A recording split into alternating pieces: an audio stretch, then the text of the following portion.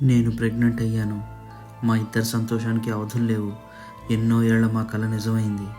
Doctor దగ్గరికి చెకప్కి వెళ్ళాం. అంతా బాగుంది.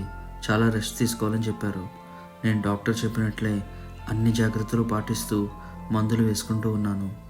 రోజు నాకు ఒక కల వస్తూ ఉండేది. చెప్పాలంటే చాలా చిన్న వయసు నుండి నాకు ఈ కల వచ్చేది. ఒక పాప గట్టిగా ఏడుస్తున్నట్టు. అది వినలేనంత గట్టిగా రావటం. రూమ్ అంతా చీకటి, కానీ బేబీ ఉన్న చోటు మాత్రమే వెలుగుగా ఉండేది. నా పక్కనే ఒక పాప ఏడుస్తున్నట్లు 2-3 గంటల ఆ ఏడుపు శబ్దమే వినిపించేది. కొన్ని రోజులు ఆ కల రావటం ఆగిపోయింది. మళ్ళీ నేను ప్రెగ్నెంట్ అయినప్పటి నుండి రోజు ఈ కల వస్తోంది. ఏం చేయాలో అర్థం కావట్లేదు. అసలు కలలో ఉన్న ఆ పాప ఎవరు? అంతలా గుక్కపెట్టి ఏడుస్తున్నా ఎవరూ పట్టించుకోవట్లేదు ఎందుకు? ఆ ఏడుపు విన్నప్పుడల్లా నాలో ఏదో తెలియని బాధ. Next part coming tomorrow.